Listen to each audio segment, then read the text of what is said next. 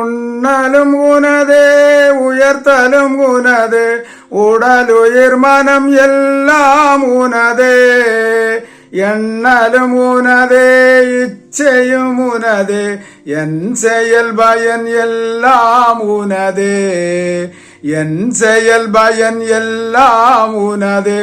ஸ்ரீகிருஷ்ண பரமாத்மனே நமக. நாம ஆத்மாவை பற்றி பார்க்கின்றோம். ஆத்மா அழிவற்றது, மாறாதது, நிலையானது, பிறவாதது, இரவாதது என்று. அப்பேற்பட்ட ஆத்மாவை எப்படி நாம் அறிவது, எப்படி அடைவது, எப்படி உணருவது என்ற கேள்விகள் நமக்குண்டு.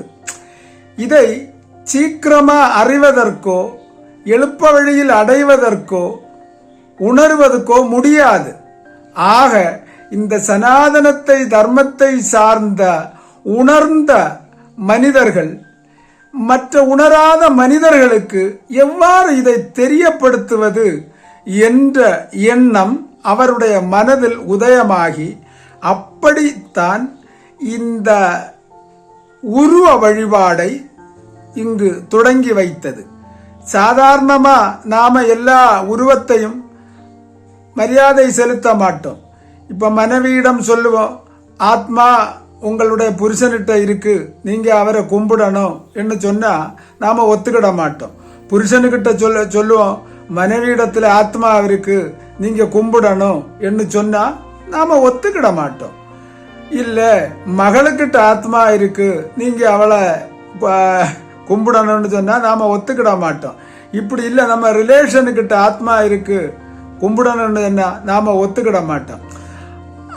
அதனால அந்த அவதாரங்கள் எடுத்த அந்த அவதார புருஷர்களுடைய அந்த உருவத்தை இவர்கள் சிலையா வடித்து இதை கும்பிடும் பொழுது இந்த சிலை என்று அவர் நினைக்கவில்லை. ஆனால் மற்ற மதங்களுக்கு பிரச்சனை என்னவென்று சொன்னால், இவர்கள் சிலையை கும்பிடுகிறார்கள், சிலையை கும்பிடுகிறார்கள் என்று. சிலைதான் எல்லாருக்கும் தெரியும்.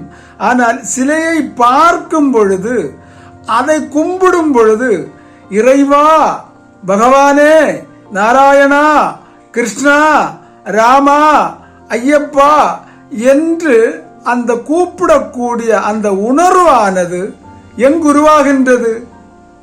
கூப்பிடக்கூடியவர்களுக்கு உள்ளே இருக்கக்கூடிய ஆத்மாவை நோக்கி சொல்லுகின்றது. அல்லாம அது சிலையில் போய் சேருவதில்லை.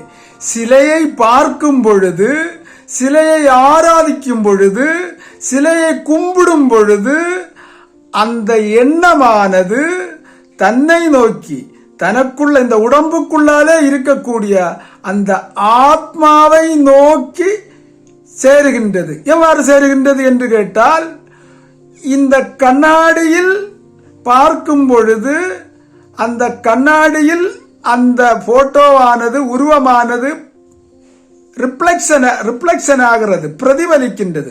அதை போன்று இந்த உடம்பிலிருந்து நம்முடைய எண்ணங்கள், நம்முடைய ஆசைகள் எல்லாமே அந்த உருவத்தை பார்க்கும் பொழுது, உருவத்தை வழிபடும் பொழுது, அங்கிருந்து கண்ணாடியிலிருந்து எவ்வாறு நம்முடைய உருவம் ரிஃப்ளெக்ஷன் ஆனதோ அதே மாதிரி அது கும்பிடக்கூடியவங்களுக்கு ரிட்டன் வந்து சேருகின்றது. இதுதானே எண்ணமே தவிர அந்த விக்கிரகம் கடவுள் கிடையாது. இது எல்லோருக்கும் தெரிஞ்ச விஷயம்தான். ஆனால் இந்த மாற்று மதத்தை சார்ந்தவர்களுக்கு இந்த தத்துவமோ இந்த விஷயங்களோ தெரியாது. ஆக இந்த சனாதன தர்மத்தை சார்ந்தவர்களும் ரொம்ப பேருக்கு தெரிஞ்சோ தெரியாமையோ இவர்கள் செய்துட்டு இருக்காங்க. அதனால தான் எல்லோரும் எல்லா கிரந்தங்களையும் படிக்க வேண்டும். மற்ற மதத்தை சார்ந்தவர்கள் என்ன கூறுவார்கள் என்று சொன்னால், நம்முடன் இருக்கக்கூடிய மனிதர்கள் உணர்ந்து விட்டால், கொஞ்சம் அறிவு வந்து விட்டால் நம்ம விட்டு விட்டு போய்விடுவார்கள் என்று பயம். அந்த பயத்தினால இவர்கள் எல்லா கிரந்தங்களையும் படிக்கக்கூடாது என்று தடை விதிக்கப்பட்டிருக்கின்றார்கள். உதாரணமாக தமிழகத்தை எடுத்துக்கொண்டால் இந்த திராவிட கழகத்தை சார்ந்தவர்கள் ஹிந்தி படிக்கக்கூடாது, சம்ஸ்கிருதம் படிக்கக்கூடாது என்றெல்லாம் தடை வைத்திருக்கின்றார்கள். காரணம் என்னவென்று கேட்டால், இந்த அறிவுகளை எல்லாம் இவர் அறிந்து விட்டால் மற்றவர்கள், மற்ற மாநிலத்திலே உள்ளவர்கள் என்ன பேசுகின்றார்கள் என்று இவர்களுக்கு புரிந்துவிடும். ஆக இவர்கள் புரிந்து விட்டால் நம்மையே எதிர்க்க தொடங்குவார்கள் என்று இவர்களுக்கு நன்றாக தெரியும். ஆக இதை படிக்க விடாமல் தடுப்பார்கள். இதுதான் உண்மை. அதை போன்று மதத்தை சார்ந்தவர்களும் எல்லா சாஸ்திரங்களையும் கிரந்தங்களையும் படிப்பதற்கு தடுக்கக்கூடிய காரணம் இதுதான். இந்த விஷயங்களை நாம் நல்லா தெரிஞ்சுக்கிடணும். ஆக நாம் உணர வேண்டும் என்று சொன்னால் அனைத்து கிரந்தங்களையும் படிக்க வேண்டும்.